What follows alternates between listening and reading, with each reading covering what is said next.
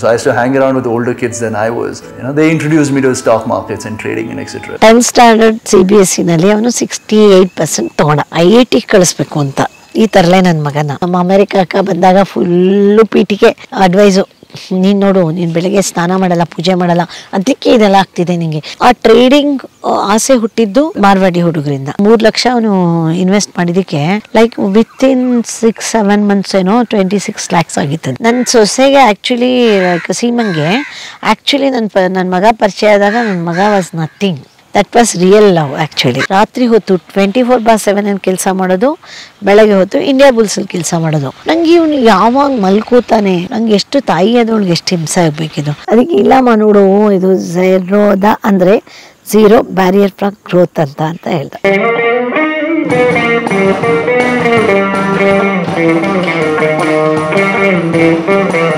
He never interfered in ಅವರು ಯಾವತ್ತೂ ಅವ್ರ ಓದಿನ ವಿಷಯಕ್ಕಾಗಲಿ ಅವ್ರ ಸ್ಕೂಲಿನ ವಿಷಯಕ್ಕಾಗಲಿ ಅವ್ರು ಬರಲೇ ಇಲ್ಲ ನಮ್ಮ ಹಸ್ಬೆಂಡು.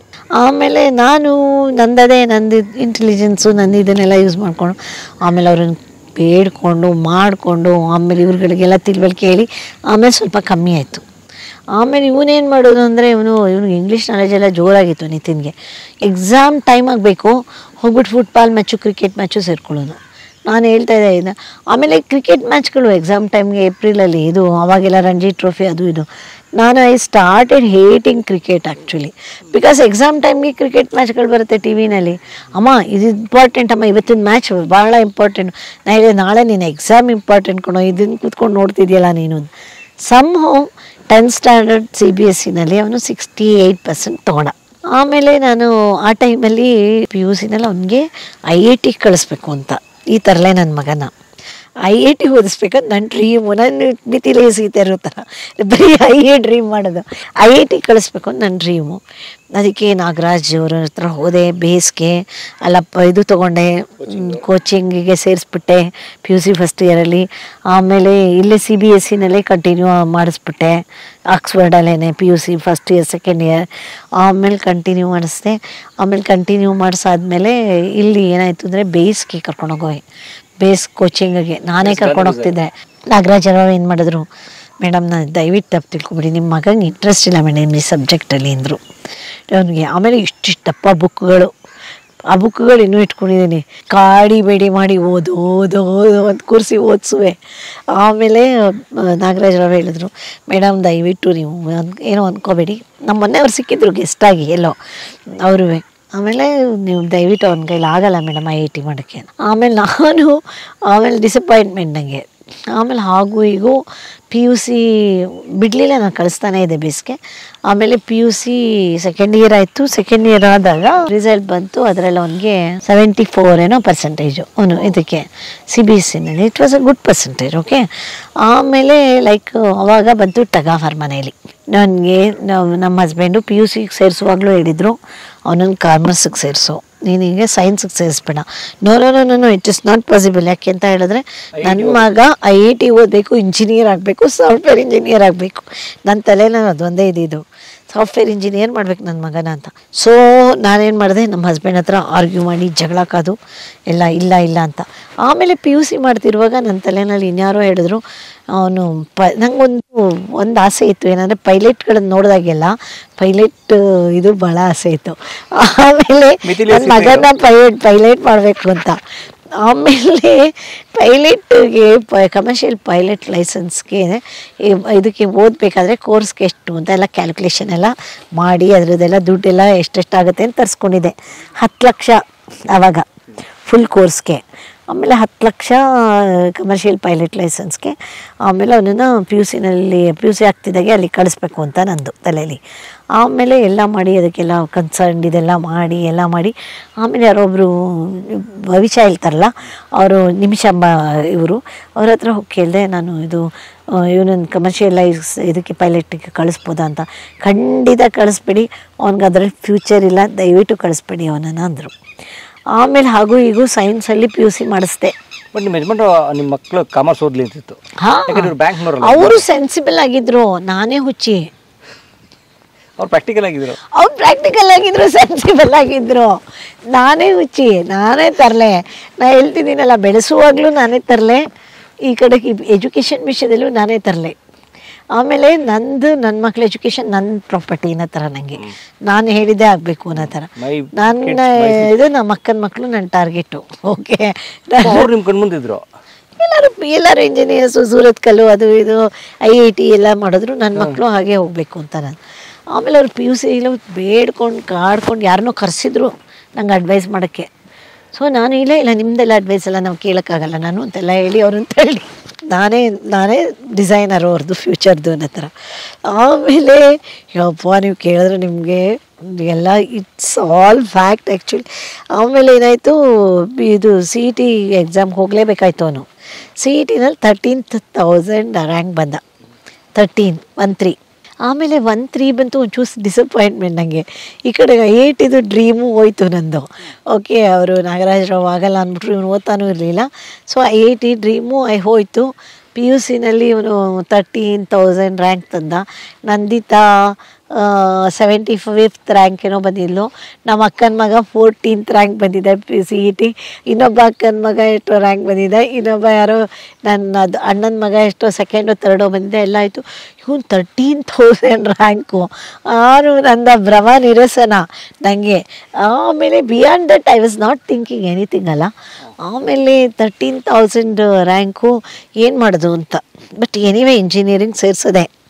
ಓಕೆ, ನಮ್ಮ ಹಸ್ಬೆಂಡ್ ಬೇಡ್ಕೊಂಡ್ರು, ಬೇಡ ನೀನು ಹುಚ್ಚುತನ ಬಿಡು, ನಾವು ಕಾಮರ್ಸಿಗೆ ಸೇರಿಸೋಣ ಅವನನ್ನು, BComಗೆ ಸೇರಿಸೋಣ. ಅವಾಗ ಆಪ್ಷನ್ ಇತ್ತು, PUC ಮಾಡಾದ್ಮೇಲೆ BCom ತೊಗೋಬೋದಿತ್ತು.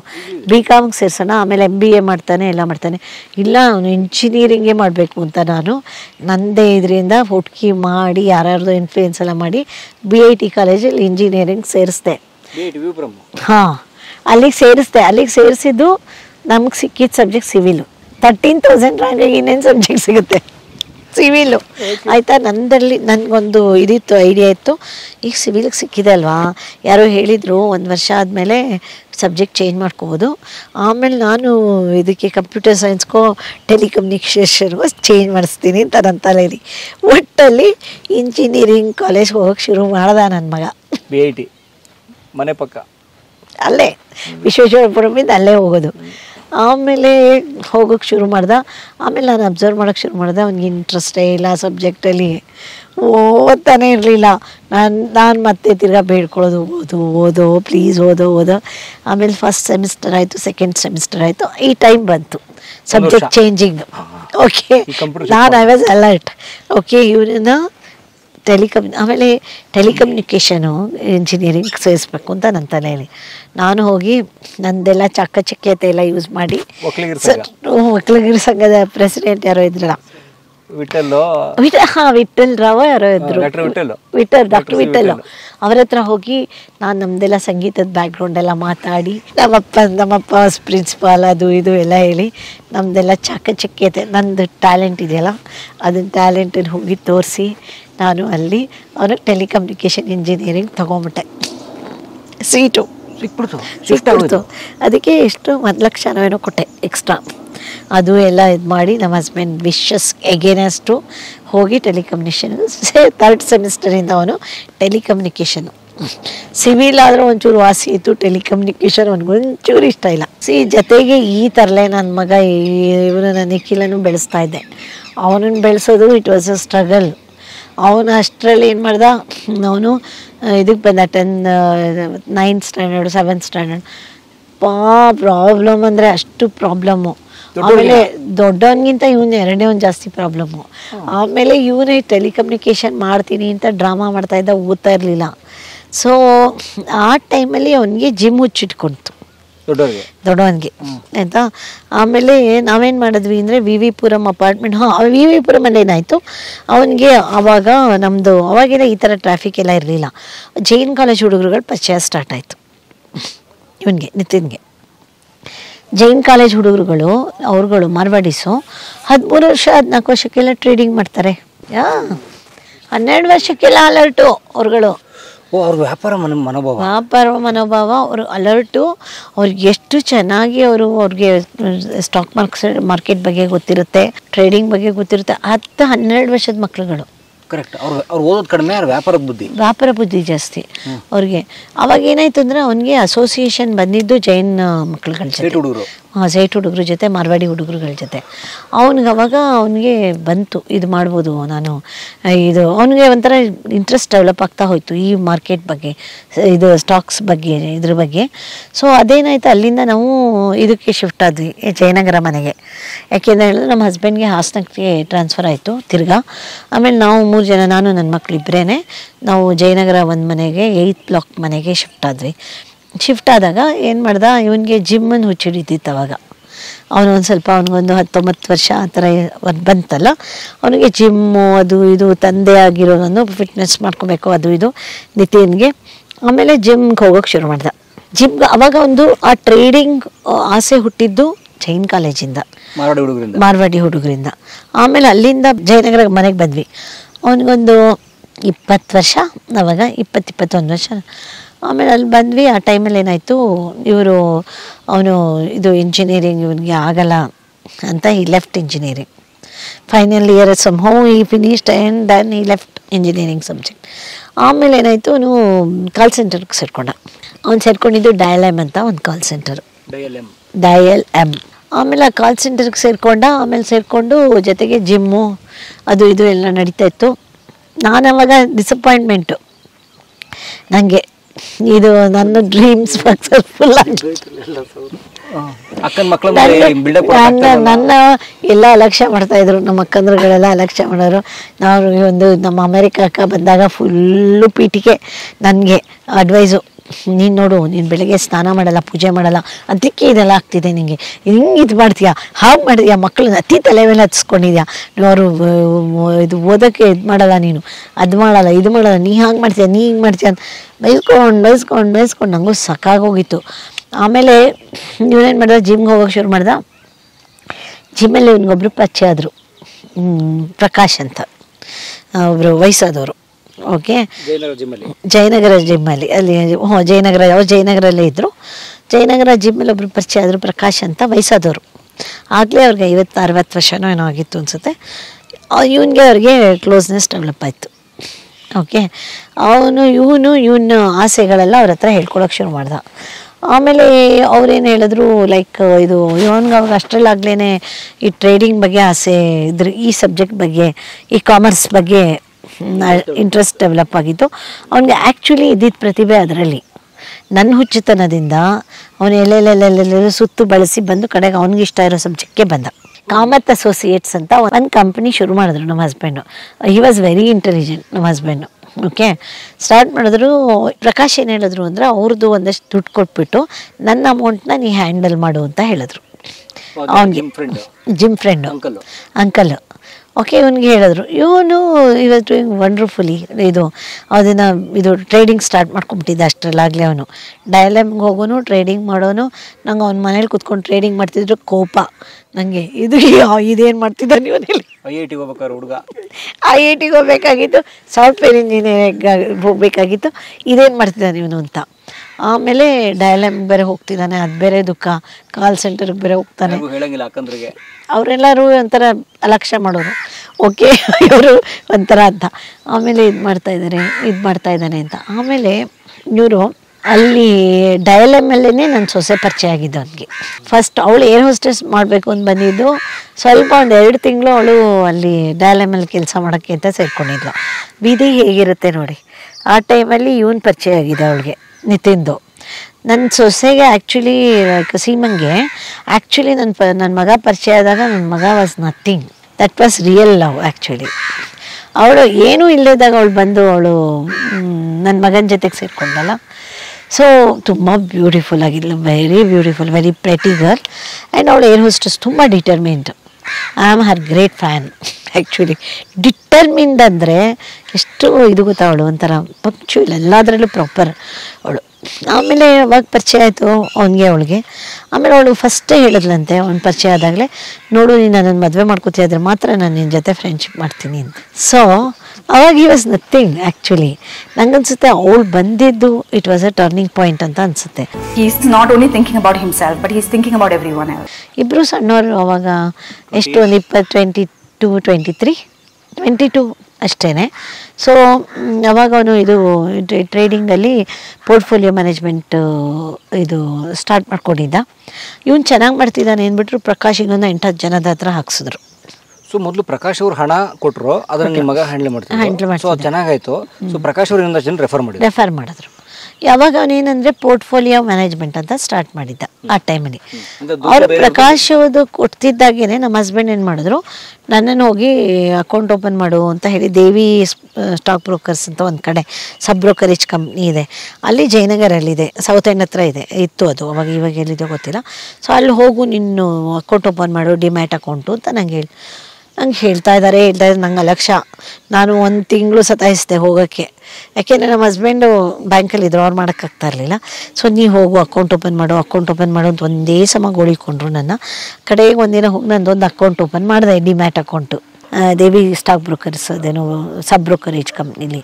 ಆಮೇಲೆ ನನ್ನ ಅಕೌಂಟು ಇವನು ಹ್ಯಾಂಡಲ್ ಮಾಡೋಕ್ಕೆ ಶುರು ಮಾಡ್ದೆ. I used to trade in my mom's account because I was not even 18. And 2005, this guy who had come back from the US. ನಮ್ಮ ಹಸ್ಬೆಂಡ್ ನಂಗೆ ಸ್ಟಿಲ್ ಐ ರಿಮೆಂಬರ್, ನಮ್ಮ ಹಸ್ಬೆಂಡ್ 3 lakhs rupees ಹಾಕಿದ್ರು, ಅವನು ಕೊಟ್ಟರು. ಅದರಲ್ಲಿ ಅವನು ಫಸ್ಟು ಶೇರ್ ತೊಗೊಂಡಿದ್ದು ಇನ್ಫೋಸಿಸ್ಸು, ಆಮೇಲೆ ಇನ್ಯಾವುದೋ ಒಂದು 4 ಶೇರ್ಸ್ ತೊಗೊಂಡ. ನನಗೆ ಏಕೆಂದರೆ ICICI ನಂದು ಒಂದು ಇದು ಜಾಯಿಂಟ್ ಅಕೌಂಟ್ ಇತ್ತು, ಡಿಮ್ಯಾಟ್ ಅಕೌಂಟು. ಅಂದರೆ ಅದಕ್ಕೆ ಕನೆಕ್ಟೆಡ್ ಅಕೌಂಟು ICICIನಲ್ಲಿತ್ತು, ಇವನ್ನೂ ಇದೆ. ಸೊ ಆದರೆ ನಂಗೆ ಗೊತ್ತಾಯಿತು ಅದು ಅವನು 3 ಲಕ್ಷ ಅವನು ಇನ್ವೆಸ್ಟ್ ಮಾಡಿದ್ದಕ್ಕೆ ಲೈಕ್ ವಿತಿನ್ 6-7 months ಏನೋ 26 lakhs ಆಗಿತ್ತದು. ಅದೇನಾಗುತ್ತೆ ಅಂದರೆ ಇನ್ಫೋಸಿಸ್ ಶೇರ್ಸ್ ಎಲ್ಲ ಇದೆಯಲ್ಲ, ಅದು ಮಲ್ಟಿಪ್ಲೈ ಆಗ್ತಾ ಹೋಗುತ್ತದು. ಅದು ಒಂದ್ಸತಿ ಅದು ಬ್ರೇಕ್ ಆಗುತ್ತಲ್ಲ, ಆ ಬ್ರೇಕ್ ಆಗಿದ್ದು ತಿರ್ಗಾ ಬ್ರೇಕ್ ಆಗುತ್ತೆ. ಅದು ಯಾವ ಲೆವೆಲ್ಗೆ ಹೋಗುತ್ತೆ ಅಂತಲೇ ಹೇಳ್ಕೋಗಲ್ಲ. ನನಗೂ ಒಂಥರ ವಂಡರ್ ಇತ್ತು. ಓಕೆ, ಆಮೇಲೆ ಅಷ್ಟಾಯ್ತಾ ನಂದು. ಆಮೇಲೆ ಇವ್ರದ್ದೆಲ್ಲ ಪ್ರಕಾಶ್ ಅವ್ರದ್ದೆಲ್ಲ ಇನ್ಕ್ರೀಸ್ ಆಗ್ತಾ ಹೋಯಿತು. ಆಮೇಲೆ ಇದೆಲ್ಲ ಸಕ್ಸಸ್ಗೆ ನಾನು ಹೇಳ್ತೀನಿ, ನಮ್ಮ husband is the main reason Zerodha ಸಕ್ಸಸ್ಗೆ.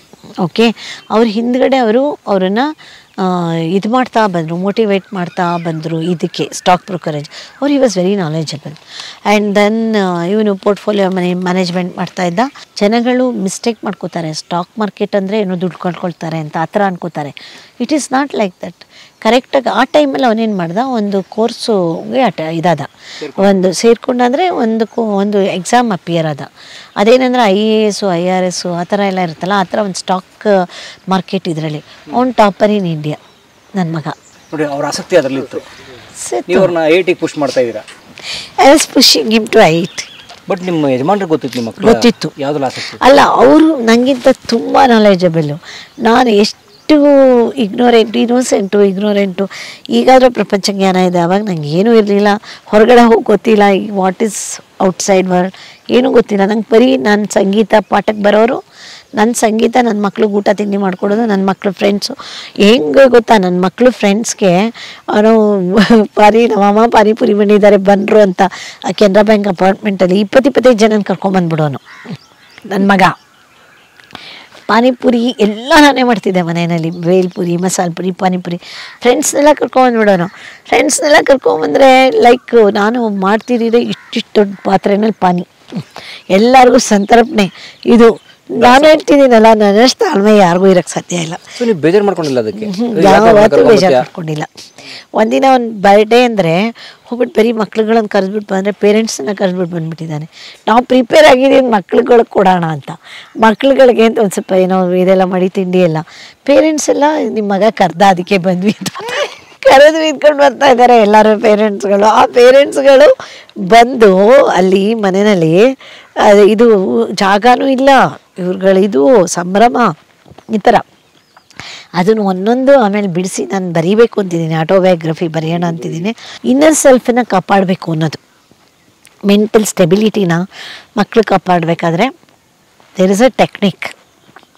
ನೀವೆಲ್ಲರೂ ನನ್ನ ಮಕ್ಳ ಥರ ಬಿಸ್ನೆಸ್ ಹ್ಯಾಂಡಲ್ ಮಾಡೋಕ್ಕಾಗಲ್ಲ. ಯಾಕಾಗಲ್ಲ ಅಂದರೆ ಅವ್ರ ಚೈಲ್ಡ್ಹುಡ್ಡಲ್ಲಿ ನಾವು ಕೊಟ್ಟಿರೋವಂಥ ಅಟ್ಮಾಸ್ಫಿಯರ್ಗೂ ಎಲ್ಲರೂ ಕೊಡೋಕ್ಕಾಗಲ್ಲ. ಯಾಕೆಂದರೆ ನಾನು ನೋಡ್ತಾ ಹೋದೆ. ಆಮೇಲೆ ಏನಾಯಿತು, ನನ್ನ ಅಕೌಂಟ್ ಆಯಿತಾ, ಆಮೇಲೆ ಪ್ರಕಾಶ್ ಅಕೌಂಟ್ ಆಯಿತಾ, ಇನ್ನೊಂದಿಷ್ಟು ಜನದ ಅಕೌಂಟ್ ಆಯಿತಾ, ಎಲ್ಲ ಆದಾಗ ಅವಾಗ ಒಂದು ಕಾಲ್ ಫಾರ್ ಬಂತು ರಿಲಯನ್ಸ್ ಮನಿಗೆ. ರಿಲಯನ್ಸ್ ಮನಿ ಫ್ರಾಂಚೈಸಸ್ ಕೊಡ್ತಾರೆ ಅನಿಲ್ ಅಂಬಾನಿಯವ್ರು ಅಂತ ಫ್ಲೋಟ್ ಮಾಡಿದ್ರು. ಬೆಂಗಳೂರಿಗೆ 22 ಫ್ರಾಂಚೈಸಸ್ ಕೊಟ್ಟರು. ಇಲ್ಲ ಕರ್ನಾಟಕಕ್ಕೋ ಗೊತ್ತಿಲ್ಲ. ಅದರಲ್ಲಿ ಇವಂದು ಸಿಕ್ತು. ಇವರು ನಾವಲ್ಲಿ ಬನ್ನೇರ್ಘಟ್ಟ ರೋಡಲ್ಲಿ ವಿ ಹ್ಯಾವ್ ಟೇಕನ್ ಒಂದು ಇದು ಕಲ್ಯಾಣಿ ಮೋಟರ್ಸ್ ಇದೆಯಲ್ಲ ಅದ್ರ ಪಕ್ಕ ಕಲ್ಯಾಣಿ ಸರ್ವಿಸ್ ಸ್ಟೇಷನ್ ಇದೆಯಲ್ಲ ಆಫೀಸು ಇದೆಲ್ಲ ಅಲ್ಲೇ ಇದು ಮಂತ್ರಿ ಎಲಿಗೆನ್ಸ್ ಯಾವುದೋ ಇದೆಯಲ್ಲ ಅದ್ರ ಪಕ್ಕ ಪೆಟ್ರೋಲ್ ಬಂಕ್ ಪಕ್ಕದ ಮೇಲ್ಗಡೆ ಇವರು ಇಂಟೀರಿಯರ್ಸ್ ಎಲ್ಲ ಮಾಡಿ ಒಂದು ರಿಲಯನ್ಸ್ ಮನೆದು ಒಂದು ಆಫೀಸ್ ಓಪನ್ ಆಯಿತು. At the same time Nikhil was growing ತರಲೆ. 10th ಸ್ಟ್ಯಾಂಡರ್ಡಲ್ಲಿ ಏನಾಯಿತು ಅಂತ ಹೇಳಿದ್ರೆ ಕಷ್ಟಪಟ್ಟು ನಾನು ಯಾವುದೋ ಟೀಚರ್ ಹತ್ರ ಕಳಿಸಿದ್ರೆ ಯಾವುದೋ ಟ್ಯೂಷನ್ಗೆ ಇದು ಮಾಡಿದರೆ ಅವನು ಅಲ್ಲಿ ಹೋಗದೆ ಅವನದೇ ಇಷ್ಟ ಇರೋ ಟ್ಯೂಷನ್ ಜಾಗಕ್ಕೆ ಹೋದ. ಅಲ್ಲಿ ಹೋಗಿ ಅವನು ಇದು ಏನೇನೋ ತರಲೆಗಳು ಮಾಡ್ಕೊಂಡ. ಸೊ ಎಲ್ಲ ನಾನು ಮ್ಯಾನೇಜ್ ಮಾಡ್ತಾ ಬಂದೆ because of my intelligence. Police commissioner ಹತ್ರ ಹೋಗೋದು ಪ್ರೀತಿಯಾಗಿ ಬಂದು ಒಂದ್ಸತಿ ಏನೋ ಇನ್ಸಿಡೆಂಟ್ ಬಂದು ಅವನ ಫ್ರೆಂಡ್ ಯಾರನ್ನೂ ಪೊಲೀಸು ಹಿಡ್ಕೊಂಡು ಹೋಗಿದ್ರು 15 ವರ್ಷದ ಹುಡುಗನ. ಓಕೆ ಅವನೇನೋ ಒಂದು ಇದಾಯಿತು ಅಂತ. ಸೊ ಆವಾಗ ಇದಕ್ಕೆ ಇವನ್ ಫೋನ್ ನಂಬರಿಂದ ಅವನ ಫೋನ್ ತೊಗೊಂಡು ಅವನು ಯಾರಿಗೋ ಫೋನ್ ಮಾಡಿದ್ದಾನೆ ನಿಖಿಲ್ ಫೋನ್ ನಂಬರಿಂದ. ಮಿಸ್ಟರ್ ಟೀನ್ ಅಂತ ಅವರು ಇದು ಮಾಡೆಲಿಂಗ್ ಮಾಡ್ತೀವಿ ಅಂತ ಹೊರಟಿದ್ರು ಅವ್ರುಗಳೆಲ್ಲ ಗ್ರೂಪ್ ಹುಡುಗರುಗಳು. ಮಿಸ್ಟರ್ ಕೋಕೋ ಕೋಲಾ ಟೀನ್ ಅಂತ ಅವ್ರುಗಳು. ಆ ಕೋಕೋ ಕೋಲಾ ಟೀನ್ ಇದರಲ್ಲಿ ಇವನು ಸೆಕೆಂಡ್ ಪ್ರೈಸು, ಇವನ ಫ್ರೆಂಡ್ ಮೊಹಮ್ಮದ್ ಫಸ್ಟ್ ಪ್ರೈಸು ಎಲ್ಲ ಬಂತು. ಅದೊಂದು ಡಿಫ್ರೆಂಟ್ ಸ್ಟೋರಿ.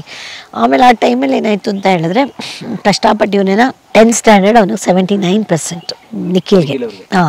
ಅವನು ಸ್ಕೂಲ್ ಡ್ರಾಪ್ಔಟ್ ಅಲ್ಲ, ಅವನು 10th ಸ್ಟ್ಯಾಂಡರ್ಡ್ ಮಾರ್ಕ್ಸ್ ಕಾರ್ಡ್ ನನ್ನ ಹತ್ರ ಇದೆ. ಅವನೆಲ್ಲ ಕಡೆ ಸ್ಕೂಲ್ ಡ್ರಾಪ್ಔಟ್ ಅಂತ ಹೇಳ್ಕೊತಾನೆ, ಸ್ಕೂಲ್ ಡ್ರಾಪ್ಔಟ್ ಅಲ್ಲ. ಆಮೇಲೆ ಅವನಿಗೆ ಸೀಟ್ ಹುಡ್ಕೋಕೆ ಶುರು ಮಾಡಿದೆ. 78% ನಮ್ಮ ಅಕ್ಕ ಎಲ್ಲ ಹೇಳಿದ್ರು ನೀನು CBSEನಲ್ಲಿ ಅವನಿಗೆ ಮಾಡಿದೆ ಆ ಥರ ಅಧ್ವಾನ, ಆ ಥರ ಮಾಡಬೇಡ, ಇವನನ್ನು ಸ್ಟೇಟ್ ಸಿಲೆಬಸ್ಸಿಗೆ ಕಳಿಸು ಅಂತ. ಎಗೇನ್ ನನ್ನ ಇಂಜಿನಿಯರಿಂಗ್ ಬ್ರೈನ್ ಇದು ಅಲ್ಲ IT ಎಲ್ಲ ಅಟ್ಲೀಸ್ಟ್ ಇಂಜಿನಿಯರಿಂಗ್ ಆರೋ ಮಾಡಲಿ ಅಂತ. ಆಮೇಲೆ ಅವನನ್ನು ಇದಕ್ಕೆ ಬಲವಂತವಾಗಿ ಇದಕ್ಕೆ ಮಾಡಿದೆ, ಏನಕ್ಕಪ್ಪ PUC ಕಳಿಸ್ಬೇಕು ಅಂತ ಹೇಳಿ ಸೀಟ್ಗೆ ಅಂತ ಹೋಗ್ತೀನಿ. ಅಲ್ಲಿ ಇದೆ ಅಲ್ಲದೆ 1 ತಿಂಗಳು ಸೀಟ್ಗೋಸ್ಕರ ಒದ್ದಾಡಿದ್ದೀನಿ. 78%ಗೆ ಸೀಟೇ ಸಿಗಲ್ಲ. ಕಡೆಗೆ ಕೃಷ್ಣಮೂರ್ತಿ ಅಂತ ಕಿಟ್ಟಿ ಅಂತ ಒಬ್ಬರಿದ್ದಾರೆ ನಮ್ಮ ಇವರು, ಅವ್ರ ಇನ್ಫ್ಲೂಯೆನ್ಸಲ್ಲಿ ವಿಜಯ ಕಾಲೇಜಿಗೆ ಸಿಕ್ತು. ವಿಜಯ ಕಾಲೇಜು ಸೌತ್ ಎಂಡ್ ಸರ್ಕಲ್ ಅಲ್ಲ, ಇನ್ನೊಂದು ಜಯನಗರಲ್ಲಿ ಇದೆಯಲ್ಲ ಅದು, ಅಲ್ಲಿ ಕೂಲ್ ಜಾಯಿಂಟ್ ಎದುರಿಗಿದೆಯಲ್ಲ ಅಲ್ಲಿ ಸಿಕ್ತು. ಇವನೇನು ಮಾಡಿದ್ದಾನೆ ಒಳಗಡೆ ಹೋಗ್ಬಿಟ್ಟು ಹುಡುಗರೆಲ್ಲ ಒಂಥರ ಹಳ್ಳಿ ಹುಡುಗರುಗಳ ಥರ ಇದ್ದಾರೆ. ಇದುವರೆಗೂ CBSEನೆಲ್ಲ ಓದಿದ್ದಲ್ವ ಅವನು. ಈ ಹುಡುಗರುಗಳು ನನ್ನ ಸ್ಟ್ಯಾಂಡರ್ಡ್ಗಲ್ಲ ಅಂತ ಬಿಟ್ಟು ಕಾಲೇಜ್ಗೆ ಹೋಗಿಲ್ಲ. ನನಗೆ ಗೊತ್ತೇ ಇಲ್ಲ ಕಾಲೇಜ್ಗೆ ಹೋಗಿಲ್ಲ ಅಂತ.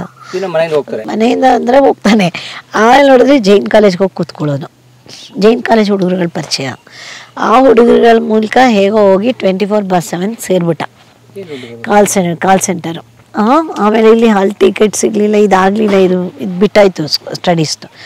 ಆಮೇಲೆ ಎಟ್ ದ ಸೇಮ್ ಟೈಮ್ ಇವನು ಇದರಲ್ಲಿ ಡೆವಲಪ್ ಆಗ್ತಾ ಇದ್ದಲ್ಲ ನಿತಿನು. ಆಮೇಲೆ ಇವನು ಅಲ್ಲಿಗೆ ಸೇರಿದಾಗ 17 ವರ್ಷ ನಿಖಿಲ್ಗೆ, 24/7ಗೆ. ಎಷ್ಟು ಹತ್ತಿದ್ದೀನಿ ನಾನಂದರೆ ಬಾ ಅಷ್ಟು ಹತ್ತಿದ್ದೀನಿ. ಇದು ನಂದು ಈ ಡ್ರೀಮ್ ಎಲ್ಲ ಅವ್ನು ಗೊತ್ತಾದಾಗ ನಾನು ಅವ್ನು 24/7ಗೆ ಸೇರಿದ್ದಾನೆ ಅಂತ. ನಮ್ಮನೆ ಕೆಳಗಡೆ ಮನೇಲಿ ಒಬ್ಳು ಹುಡುಗಿ ಹೋಗ್ತಾ ಇರಲಿಲ್ಲ 24/7ಗೆ. ಅವಳು ನಂಗೆ ಒಂದಿನ ಹೇಳಿದ್ದು, ಆಂಟಿ ನಿಮ್ಮ ಮಗನ ಫೋಟೋ ಕೆಫ್ಟೀರಿಯಾದಲ್ಲೆಲ್ಲ ಅಂಟಿಸಿದ್ದಾರೆ ಅಂತ. ನನಗೆ ಶಾಕು. ಯಾಕೆ ಇವ್ರು ಏನು ತಪ್ಪು ಮಾಡಿದ್ದಾರೆ ಮಿಸ್ಟೇಕ್ ಒಂದು ಕೆಫ್ಟೀರಿಯಾದಲ್ಲೆಲ್ಲ ಅಂಟಿಸಿದ್ದಾರೆ. ಆಮೇಲೆ ನೋಡಿದ್ರೆ ಅವನು ಹೈಯೆಸ್ಟ್ ಸೇಲ್ಸ್ ಮಾಡಿದ್ದಾನೆ ಅಂದ್ಬಿಟ್ಟು ಅವನಿಗೆ ಅಪ್ರಿಷಿಯೇಷನು. 18 ವರ್ಷ ಆಗುವಷ್ಟರಲ್ಲಿ ಟೀಮ್ ಲೀಡರ್ ಮಾಡಿಬಿಟ್ರು ಅವನನ್ನು, ಲಂಡನ್ಗೂ ಕಳಿಸ್ಬಿಟ್ರು. ಅವನು 1000 ಲಾಗಿನ್ ಆದರೆ 1000 ಸೇಲ್ಸ್ ಮಾಡ್ತಿದ್ದ ಅಂತ ಏನೋ ಕೇಳ್ಪಟ್ಟೆ ನಾನು. Or the fact that we will arrive in 10 years, in 5 years or a certain period of time from today.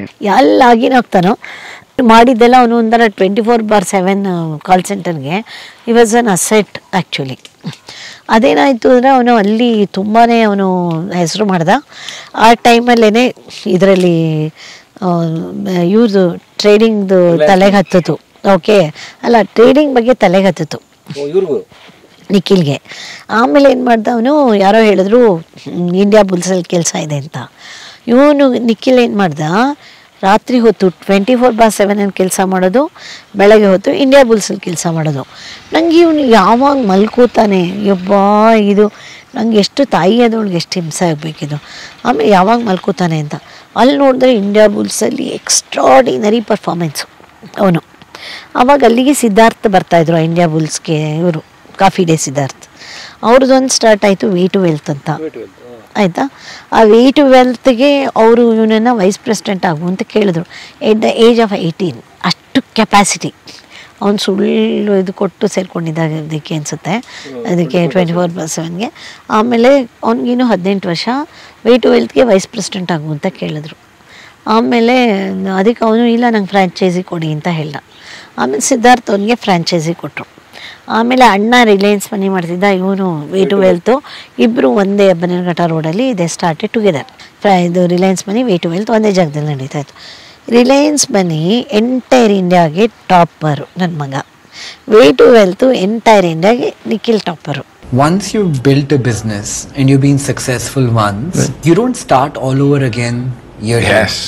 ಆಮೇಲೆ ಇದು ಹೀಗೆ ಚೆನ್ನಾಗಿ ನಡೆಯೋಕ್ಕೆ ಶುರುವಾಯಿತು. ಶುರುನಲ್ಲಿ ಬ್ರೇಕ್ ಇವನು ಆಗ್ತಿರ್ಲಿಲ್ಲ.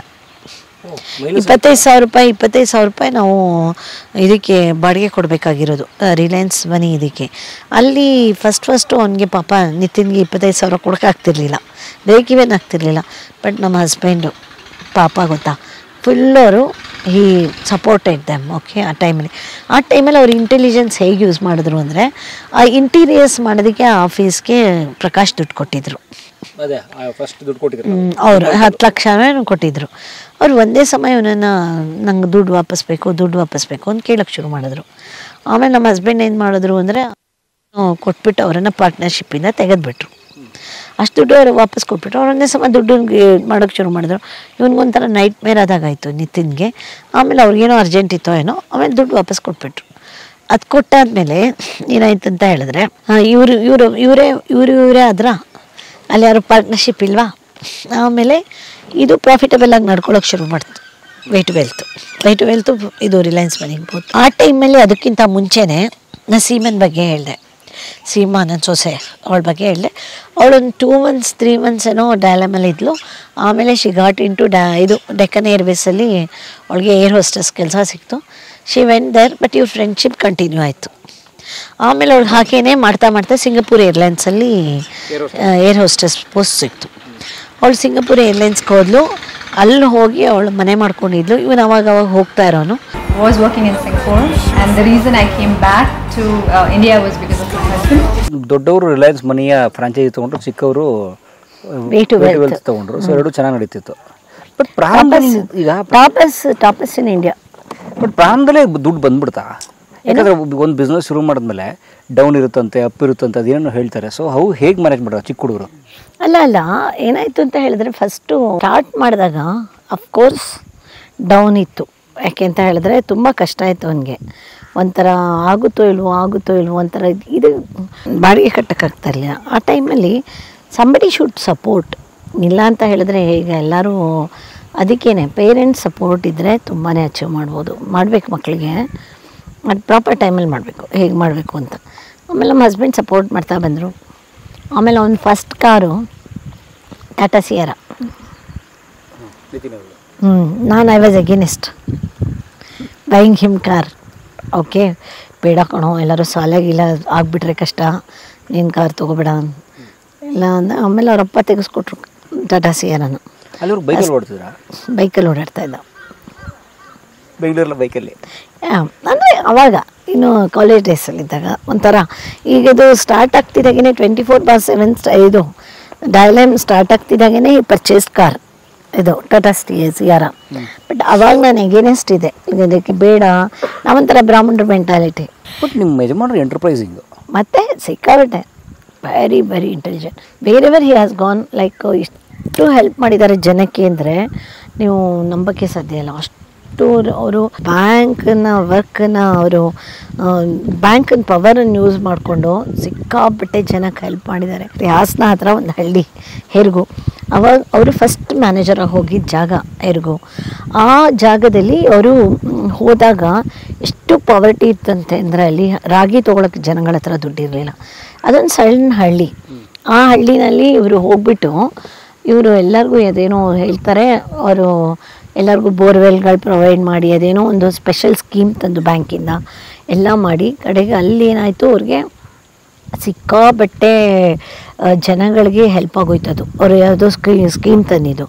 ಅಷ್ಟು ಪಾವರ್ಟಿನಲ್ಲಿದ್ದು ಜನಗಳು ಇವತ್ತಿನ ದಿನ ಎಲ್ಲರೂ ಒಂಥರ ಚೆನ್ನಾಗಿ ಬದುಕೋ ಥರ ಆಗಿದೆ ಅಂತ ಕೇಳ್ಪಟ್ಟಿದ್ದೀನಿ. ಆಮೇಲೆ ನನ್ನ ಪ್ರಕಾರ ನಾವು ಅವತ್ತು ಅಲ್ಲಿಂದ ಟ್ರಾನ್ಸ್ಫರ್ ಆಗಬೇಕಾದ್ರೆ ಹೆರ್ಗೂನಲ್ಲೇ ಇದ್ದಿದ್ದು. ನಾವು ಹಾಸ್ಟೆಲಲ್ಲಿದ್ದಾಗ ಅವ್ರು ಹೆರ್ಗೂ ಹೋಗಿ ಬಂದು ಮಾಡ್ತಾಯಿದ್ರು. ಸೊ ಅಲ್ಲಿಂದ ನಾವು ಏಕ್ದಮ್ ನಾರ್ತ್ ಇಂಡಿಯಾಗೆ ಹೋದ್ವಿ. ಓಕೆ, ಹೆರ್ಗೂನಲ್ಲಿ ಮಾಡುವಾಗ ಅವ್ರು ವರ್ಕ್ ಮಾಡುವಾಗ ಹೆರ್ಗೂನಲ್ಲಿ ಅವರು ಹಳ್ಳಿ ಜನಗಳು ಎಲ್ಲ ಹೆಡ್ ಆಫೀಸ್ಗೆ ಹೋಗಿದ್ರು ಟ್ರಾನ್ಸ್ಫರ್ ಕ್ಯಾನ್ಸಲ್ ಮಾಡ್ಸೋಕ್ಕೆ. ಅಷ್ಟು ಉಪಕಾರ ಆಗಿದೆ ಜನಗಳಿಗಲ್ಲಿ.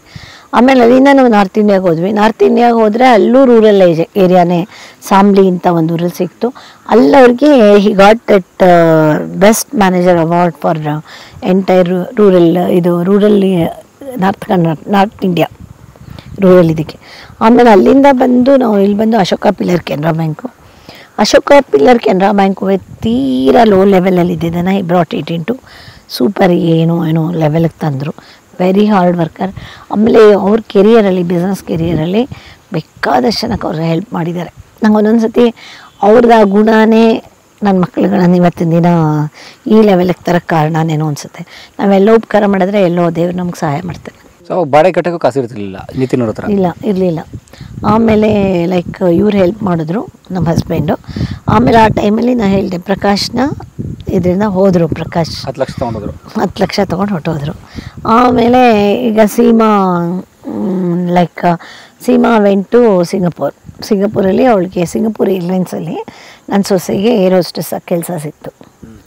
ಅಲ್ಲಿ ಶಿ ವಾಸ್ ವರ್ಕಿಂಗ್. ಬಟ್ ನಿತಿನ್ನು ಮೀಟ್ ಮಾಡ್ತಾನೆ ಇರೋರು. So that way once event ಇದು ಸಿಂಗಪೂರ್ ಅವ್ರು ಹೋಗ್ತಾ ಇದ್ದಾಗ ಅಲ್ಲಿ ಆಸ್ಟಿನ್ ಅಂತ ಒಬ್ಬರು ಪರಿಚಯ ಆಯಿತು. ಸೊ ಅವಾಗ ಅವ್ರಿಗೆ ತಲೆಗೆ ಬಂತು national stock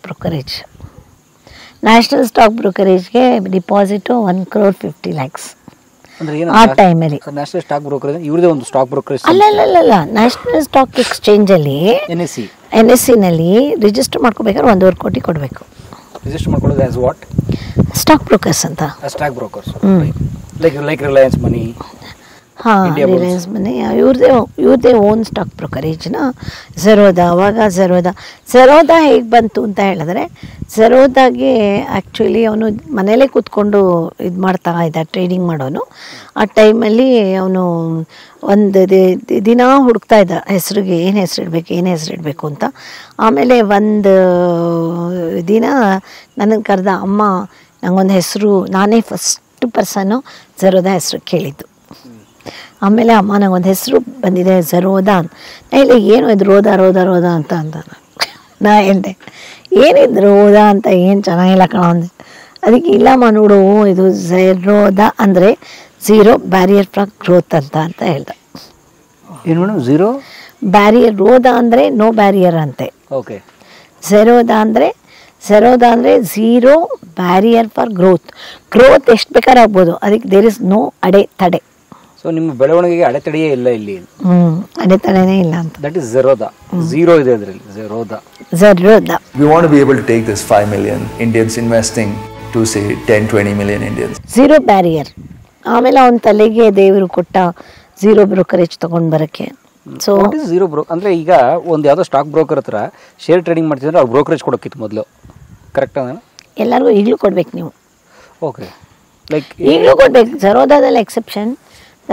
ಝೆರೋದಾದವ್ರು they have brought up this zero brokerage.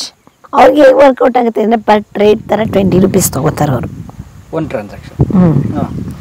Transaction. ಅದೇನಾಗುತ್ತೆ ಅಂತ ಹೇಳಿದ್ರೆ ಕಸ್ಟಮರ್ಸ್ಗೆ ಇಟ್ ಇಸ್ ವೆರಿ ಬೆನಿಫಿಷಿಯಲ್. ಆಮೇಲೆ ಇವಾಗ ಏನು ಮಾಡಿದ್ದಾರೆ, ಮುಂಚೆ ಅದೆಷ್ಟೋ ದುಡ್ಡು ತೊಗೊಳ್ಳೋರು ಓಪನಿಂಗ್ ಅಕೌಂಟು. ಬಟ್ ಇವಾಗ no amount, anybody can go and open the account. So they are not charging anything to open the account now. So ಏನಾಯಿತು, ಈಗ ಝೆರೋದಾ ಬಂತು ತರ್ತಾರೆ ಇಲ್ಲಿ. ಸಿಂಗಪುರ್ಗೆ ಹೋದ್ರೆ ಅಲ್ಲೇನಾಯ್ತು? ಸಿಂಗಪುರ್ಗೆ ಹೋದಾಗ ಏನಾಯ್ತು ಅಂತ ಹೇಳಿದ್ರೆ, ಅವರು ಪ್ರಕಾಶ್, ಅದೇ ಆಸ್ಟಿನ್ ಪ್ರಕಾಶ್ ಅವ್ರು ಸಿಕ್ಕರು. ಅವ್ರು told like is going to invest money. ಆ ಟೈಮಲ್ಲಿ ನಮ್ಗೆ 1.5 ಕೋಟಿ ಕೊಡೋಕ್ಕೆ ದುಡ್ಡು ಇರಲಿಲ್ಲ ಅಷ್ಟೊಂದು ಎಲ್ಲ ಆಲ್ ಆಫ್ ಎ ಸಡನ್. ಈಗ 15-16 ವರ್ಷದ ಕೆಳಗಡೆ. ಸೊ 1.5 ಕೋಟಿ ವಾಸ್ ಅ ಬಿಗ್ ಅಮೌಂಟ್ ಇರಲಿಲ್ಲ. ಆವಾಗ ನಾವು ಏನು ಮಾಡಿದ್ವಿ ಅಂತ ಹೇಳಿದ್ರೆ, ಲೈಕ್ ಅವರು ಆಸ್ಟಿನ್ ಹೇಳಿದ್ರು, I will put some money ಅಂತ ಹೇಳಿದ್ರು ಅನಿಸುತ್ತೆ. So I don't know. Like Austin ಬಂದರು. ಆಮೇಲೆ ಇವ್ರಿಗೆ ಅವರು ಒಂದಷ್ಟು ದುಡ್ಡು ಕೊಟ್ಟರು ಆಸ್ಟಿನು. ಆಮೇಲೆ ಇನ್ನೂ ಡಿಫ್ರೆನ್ಸ್ ಅಮೌಂಟ್ ಇದೆಯಲ್ಲ ಅದನ್ನು ನಾನು ನಮ್ಮ ಹಸ್ಬೆಂಡು ಸೇರಿ ಕೊಟ್ವಿ. ಎಷ್ಟು lakhs together? Yeah, some lakhs ಕೊಟ್ವಿ. ಅದೇ ನಂದು ಲ್ಯಾಂಡ್ಸ್ಕೇಪಿಂಗ್ ವರ್ಕಲ್ಲಿ ಅರ್ನ್ಡ್ ಸಮ್ ಮನಿನೋ. So that money also I have put in to Zerodha. But ಯಾವ ನಂಬಿಕೆಯಲ್ಲಿ ಕೊಟ್ರಿ? ಉದಾಹರಣೆಗೆ ಬೈ ಚಾನ್ಸ್ ಲಾಸ್ ಆಗಿದ್ರೆ, ಈಗ ಬಿಸ್ನೆಸ್ ಅಂದರೆ ಲಾಸ್. ಮಕ್ಕಳಲ್ಲ, ಮಗನ ಹತ್ರ ಎಂತ ಲಾಸು ಇದು ನೋಡೋದು. ನಮ್ಮ ಹಸ್ಬೆಂಡ್ ಇದ್ರಲ್ಲ ಇನ್ ಬಿಟ್ವೀನ್, ನಮ್ಮ husband each and every day he use to monitor Zerodha. Oh, ಅವರೇ ಅದನ್ನು ನೋಡೋರೆಲ್ಲ? ಅಲ್ಲ, ಇವರು ಫುಲ್ ಕಣ್ಣಿಟ್ಟಿದ್ರು ಝೆರೋದಾ ಮೇಲೆ, ಫುಲ್ ಮಾನಿಟರ್ ಮಾಡೋದು. ಬಟ್ ಅಂದರೆ ಅವ್ನು ಸೆನ್ಸಿಬಲ್ ಆಗಿ ಮಾಡ್ತಿದ್ದ ಅಲ್ಲ ನಿತಿನ್ ನಿಖಿಲ್ ಇಬ್ಬರು. They were doing it in sensible way. That's why it has come up. ಆಮೇಲೆ ಸೀಮಾನೂ ಇದ್ಲಲ್ಲ. ಆಮೇಲೆ ಆಯಿತು, ಸೀಮಾ ಲೆಫ್ಟ್, ಮದುವೆ ಆಯಿತು. ಆಮೇಲೆ like Seema was there. Seema left Singapore Airlines, ಬಂದು ಬಿಟ್ಟು ಇಲ್ಲಿ direct. She is also one of the director. So when he was trading, he thought, okay, people shouldn't pay more.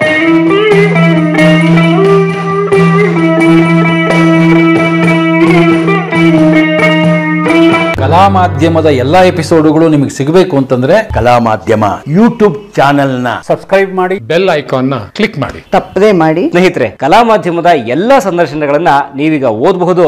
www.kalamadhyama.com ಈ ವೆಬ್ಸೈಟ್ಗೆ ವಿಸಿಟ್ ಮಾಡಿ, ಇಂಟರ್ವ್ಯೂಗಳನ್ನ ಓದಿ. ಓದುವ ಸಂಸ್ಕೃತಿ ಹೆಚ್ಚಾಗಲಿ. ಧನ್ಯವಾದ.